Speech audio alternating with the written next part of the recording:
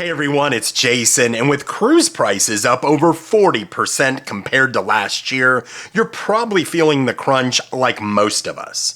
And you're wondering, how can I continue to cruise as often and still get the best deal on my cruise? Well, I'm going to give you 5 tips on how to cruise on a budget in 2024 and beyond. And if you stick around to number 5, I personally think this is the easiest and best way to save money on your cruise. So off-peak cruising, and this is number 1 on my list for a reason, as we've been cruising over 20 years and it saved us thousands of dollars throughout the years. And there's really 2 parts of off-peak cruising.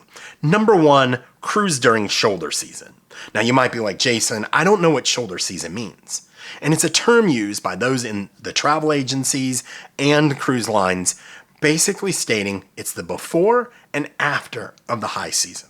So it's usually April, May, September, October. That is what shoulder season is.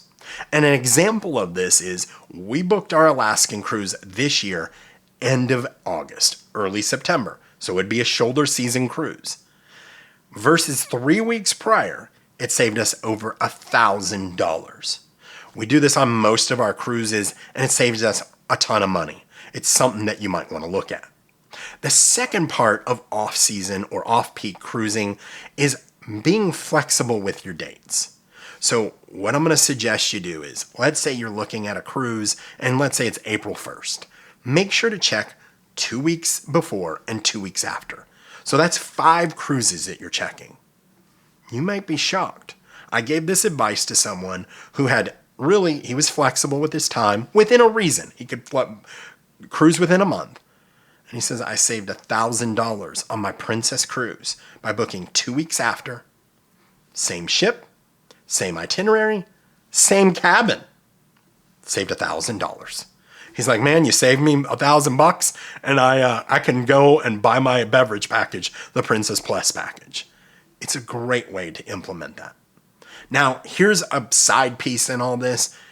If you're not watching your price at cruisewatch.com, you're leaving money at the table. On that Alaskan cruise that I just mentioned, and what you'll find is when you're booking off peak, a lot of these times you see price drops because there's just not the demand. So watch your price there. On that Alaskan cruise, it just went down 2 weeks ago and I saved $287.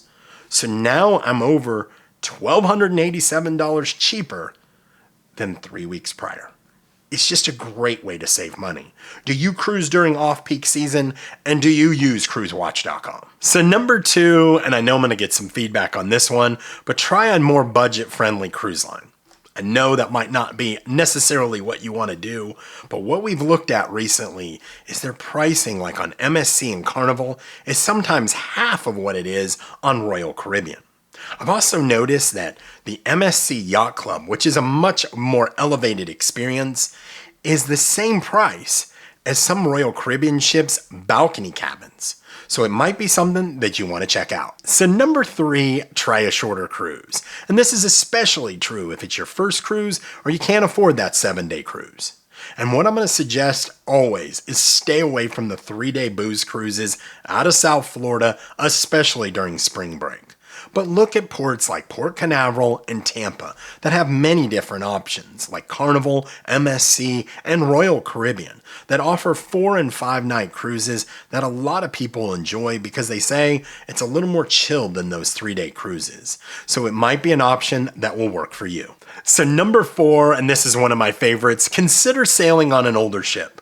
We have found the itineraries are almost the same on older and newer ships. And I get it, you want to go on the Icon of the Seas, and you want all the new shiny toys. What's going to cost you? So for example, we're going to compare the Celebrity Ascent and the Celebrity Reflection. Both ships we've been on, both are gorgeous.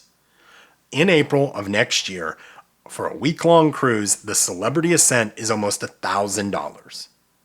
Whereas the Celebrity Reflection for a 6-day cruise that's a very similar itinerary is $682 per person. That's a huge difference.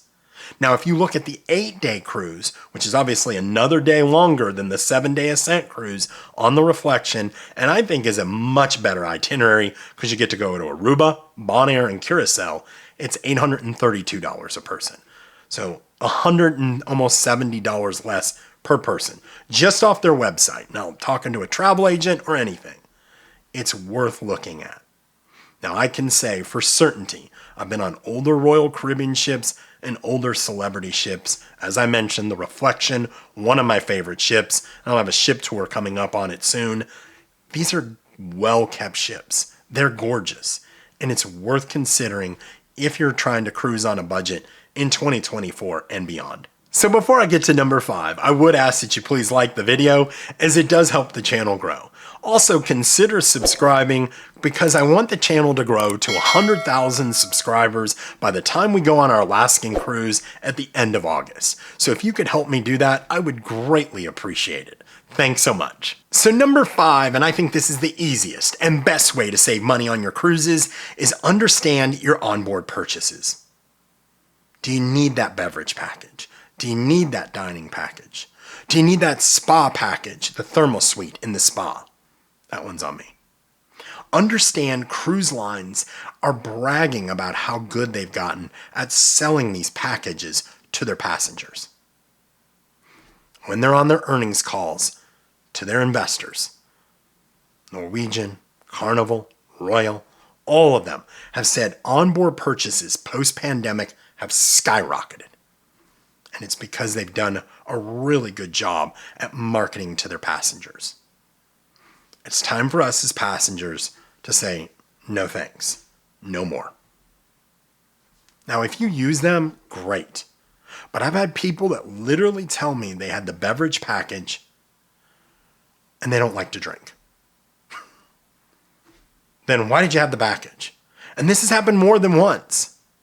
If you're not drinking 6 to 8 alcoholic drinks a day and want to drink that amount, don't get it. It's not worth it. Make sure you're doing the math.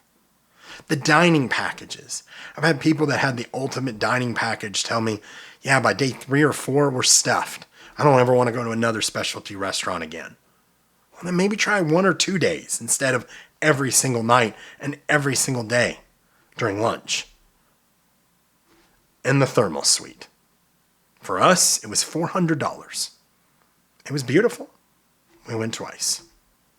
Total waste of money. Hey, Jason from The Edit here, and I should say, if I would have listened to my wife, Lori, who I've been married to for over 20 years, we would have saved that $400, because she said, Jason, you know we're not going to use the thermal suite enough to make it pay for itself. And she was right, twice in a week.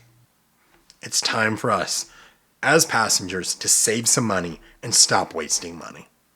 What do you guys think about my list? I appreciate you guys watching. Thank you so much for the support. Until I talk to you next time, happy cruising.